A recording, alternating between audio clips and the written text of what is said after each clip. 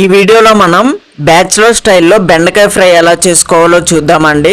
So టేస్టీగా and బంక లేకుండా జిగురు జిగురుగా లేకుండా అండ్ చాలా క్రిస్పీగా మనం బ్యాచిలర్ స్టైల్లో బెండకాయ ఫ్రై అనేది చేద్దామండి. సో ఈ వీడియోని ఫుల్గా చూడండి, స్టెప్ బై స్టెప్ నేను ఎక్స్ప్లెయిన్ చేయడం జరుగుతుంది. ముందుగా బెండకాయల్ని బాగా వాష్ చేసుకోండి. బాగా వాష్ చేసుకొని కటింగ్ ప్రాసెస్ అయితే స్టార్ట్ చేయండి. సన్నగా రౌండ్లుగా అయితే మీరు కట్ చేసుకోండి. వీలైనంత సన్నగా అయితే కట్ చేసుకోండి, ఫ్రై అయితే బాగా అవుతుంది. ఓకేనా. సో నేను కటింగ్ ప్రాసెస్ అనేది కంప్లీట్ చేయడం జరిగింది. సో మనం ఒక కళాయి తీసుకొని ఓకేనా, ఒక కళాయిలో నూనె పోసుకోండి. నూనె పోసుకొని తాలింపు అయితే పెట్టుకోండి. దాంట్లో పచ్చిపప్పు, జీలకర్ర, ఆవాలు ఇవైతే వేసుకోండి. దాని తర్వాత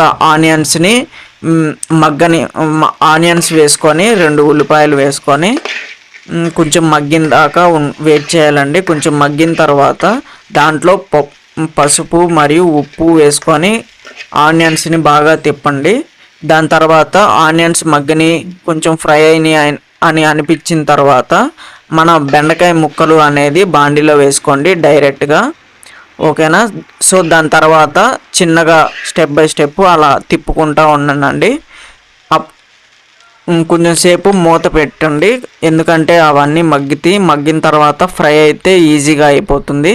సో దాంట్లోకి ఉప్పు, కారం అండ్ ఏమైనా మసాలాలు ఉంటే మీకు గరం మసాలా, జీలకర్ర మసాలా ఇవి ఉంటాయి కదా, సో మీకు నచ్చినట్లయితే వాటిని కూడా యాడ్ చేసుకోండి. అండ్ ఇంకొక స్టార్ ఐటమ్ అండి బెండకాయ ఫ్రైలో మనకి మస్ట్ అండ్ షుడ్గా ఉండాల్సింది శనక్కాయ పప్పులు అండి, వేయించిన శనక్కాయ పప్పులు. సో మీరు స్టార్టింగ్లోనే ఒక గుప్పెడు శనక్కాయ పప్పుల్ని వేయించుకొని పక్కన పెట్టుకోండి. అండ్ కర్రీ ప్రాసెసింగ్ మధ్యలో అయితే అవి వేసుకొని యాడ్ చేసుకోండి. సో చాలా టేస్టీగా వస్తుందండి కర్రీ.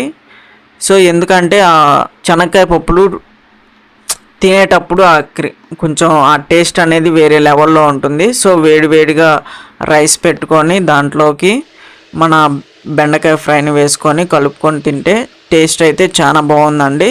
సో మీరు ఒకసారి ఎవరైనా ఉమెన్స్ కానీ ఎవరైనా ఈ వీడియోని చూస్తున్నట్లయితే బ్యాచిలర్స్ ఆల్రెడీ ట్రై చేస్తారు ఈ రెసిపీని.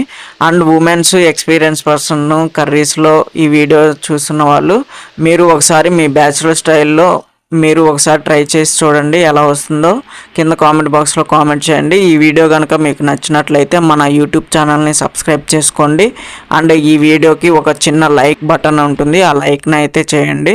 సో థ్యాంక్ యూ అండి, ధన్యవాదాలు. మీరు చాలా సపోర్ట్ చేస్తున్నారు. 250 మెంబర్స్ సబ్స్క్రైబర్స్ వచ్చారు.